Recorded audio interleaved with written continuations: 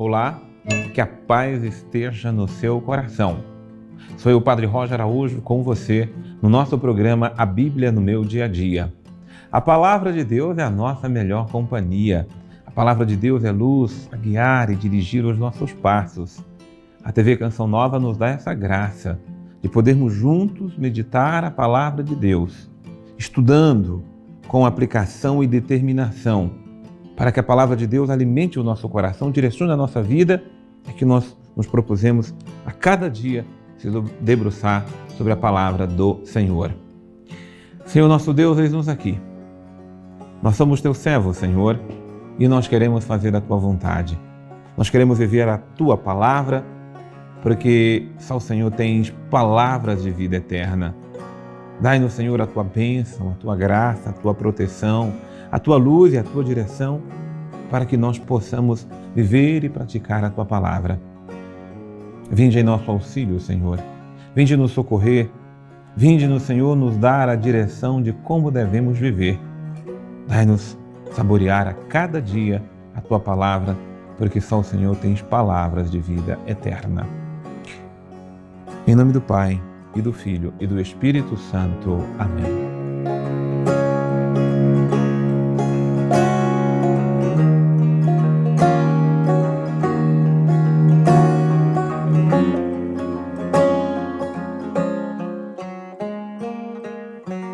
Olha aqui, caneta na mão, caderno aqui próximo, Palavra de Deus aberta, mas o coração se abrindo para o Espírito Santo de Deus. É o Espírito que nos conduz cada dia a nos debruçarmos sobre as Sagradas Escrituras, para que a Palavra do Senhor nos alimente, para que a Palavra do Senhor possa direcionar a nossa vida. Abra então sua Bíblia no Evangelho de São Mateus, capítulo 16, versículos de 13 até o versículo de número 28. Vamos saborear a Palavra de Deus que é dirigida a nós.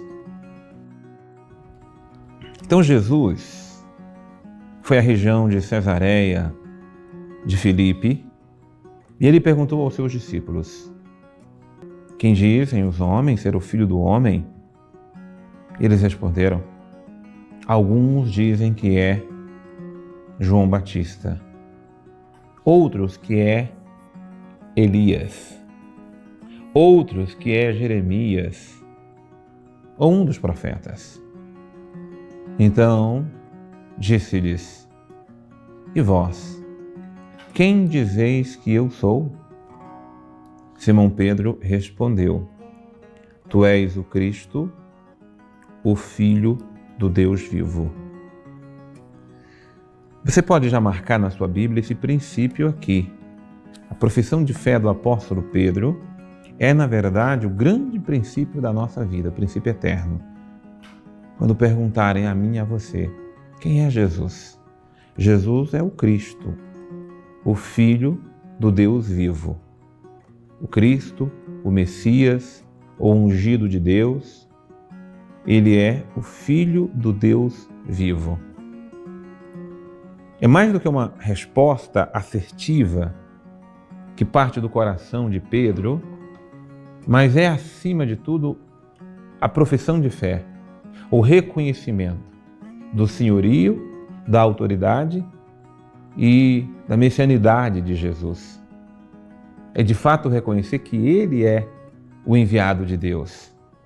Porque você está vendo nas respostas anteriores, o povo ainda não tem convicção.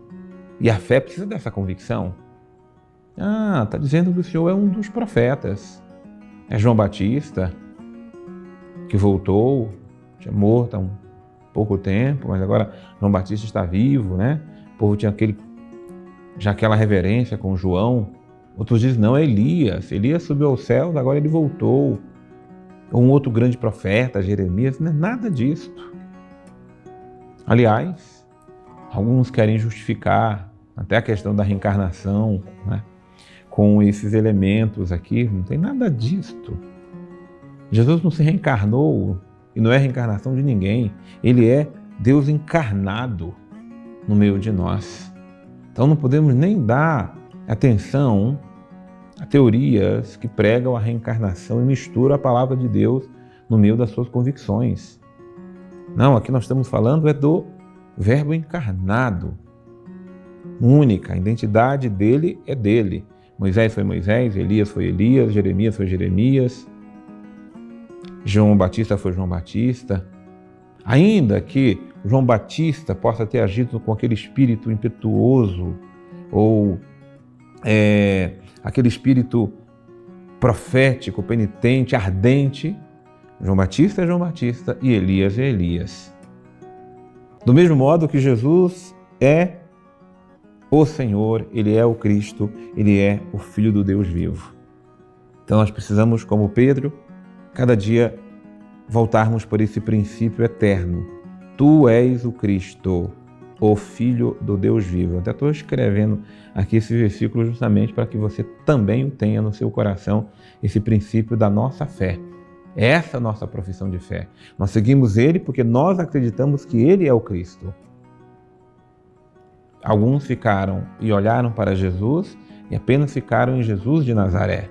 Não, Jesus de Nazaré é Jesus o Cristo, o Messias, o ungido, o enviado, o Filho do Deus vivo no meio de nós.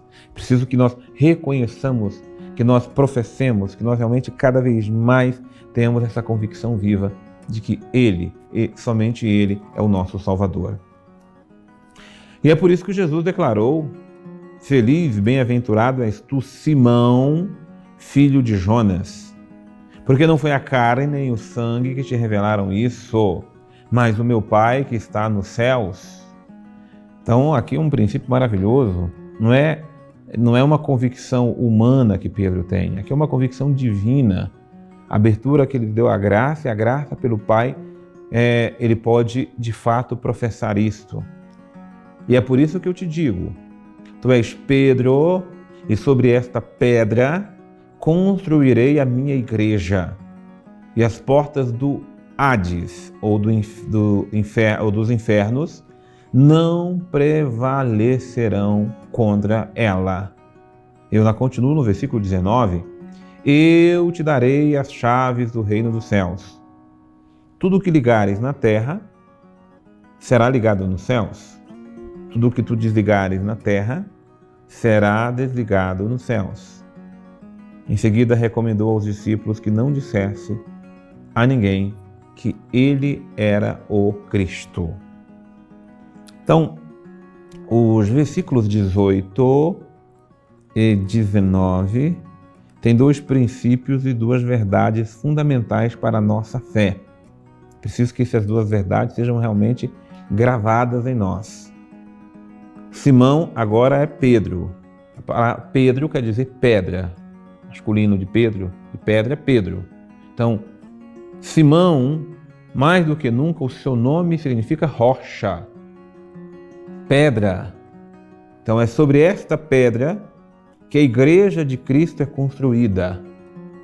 Mas entenda que é a pedra aqui, essa pedra, rocha, que significa a firmeza da fé.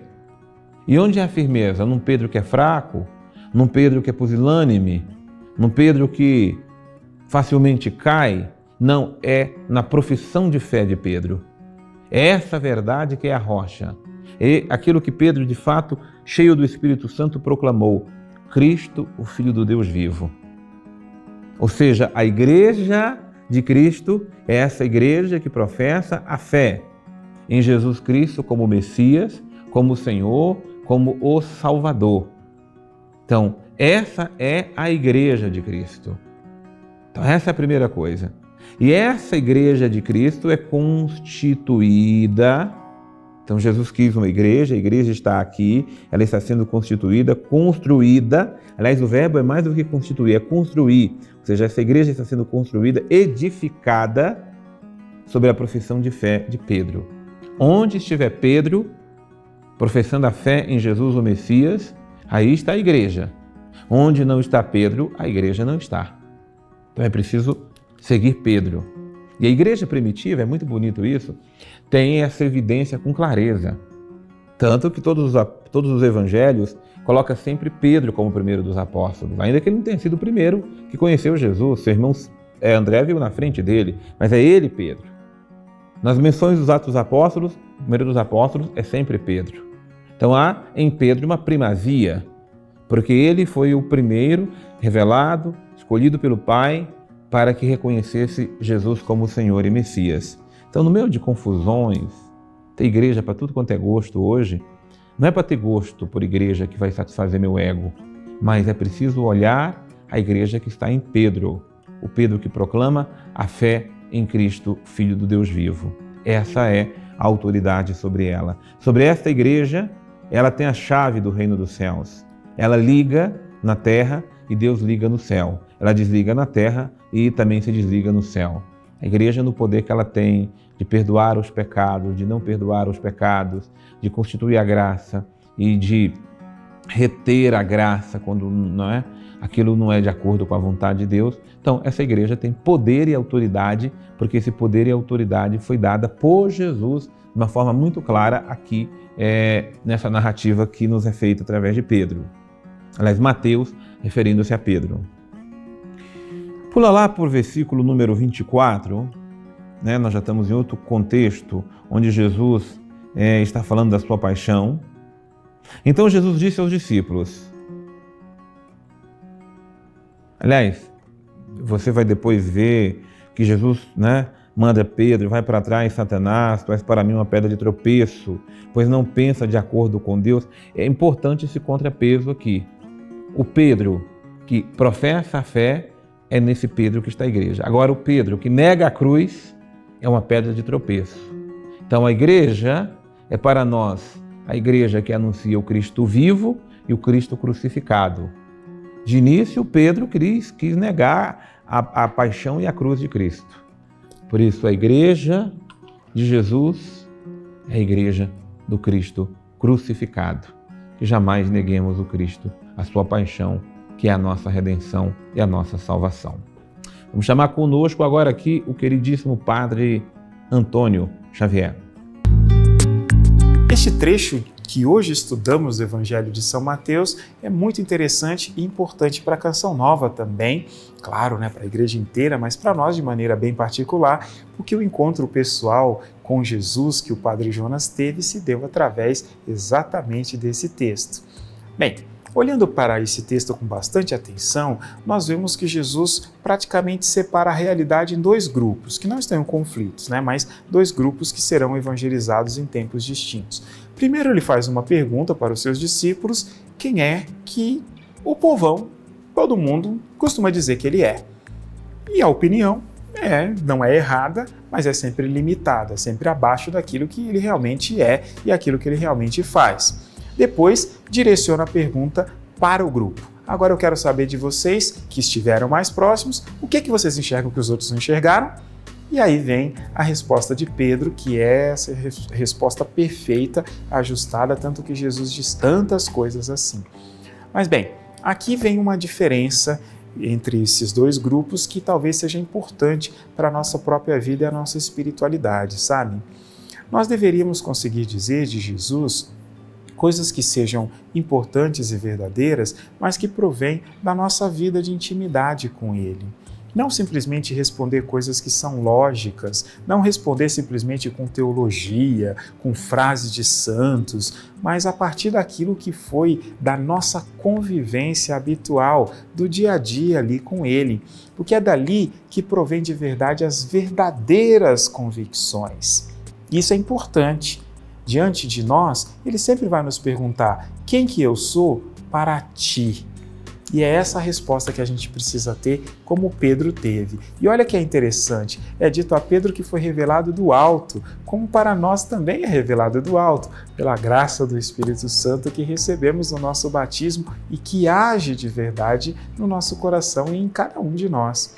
Por isso não nos contentemos jamais com, por exemplo, livrarias onde nós encontramos lá Jesus, o maior administrador, Jesus, a pessoa mais inteligente do mundo, Jesus, o grande mestre, Jesus, não sei o quê, o admirável. Não só isso. Para nós, Ele é essas coisas, mas Ele é muito mais do que isso. Ele é o nosso Salvador. É Ele que dá sentido à nossa vida. É Ele exatamente o norte para o qual a bússola do nosso coração precisa apontar. E é assim que a gente diz: Tu és o Filho do Deus vivo. Mas tudo isso precisa vir da nossa vivência de intimidade, da nossa oração e, ao mesmo tempo, da nossa busca de conseguir fazer como o Padre Zezinho cantava tão bonito naquelas músicas, dizendo: amar como Jesus amou, agir como Jesus agia. Jesus, Tu és o Senhor, Tu és o Cristo, Tu és o Messias, Tu és o Filho do Deus vivo. Eu quero mais do que nunca professar a minha fé, porque Tu és a razão da minha fé. Tu és a luz da minha vida, Senhor. E eu me rendo ao Teu senhorio. Eu me entrego, Jesus, em Tuas mãos e proclamo: Tu és o meu Salvador. Jesus, que a minha fé seja cada vez mais alicerçada nessa verdade. Que eu siga Teus passos, que eu seja Teu discípulo, porque Tu és o meu mestre. Jesus, eu professo: Tu és o Cristo, Tu és o Filho do Deus vivo. Ao Teu nome o poder, a honra e a glória para sempre, em nome do Pai, e do Filho e do Espírito Santo. Que a palavra de Deus nos leve a cada dia a professarmos nosso amor a Jesus, a reconhecermos Jesus como Senhor e Salvador da nossa vida. Deus abençoe imensamente você. Eu te aguardo no nosso próximo programa, A Bíblia no Meu Dia a Dia.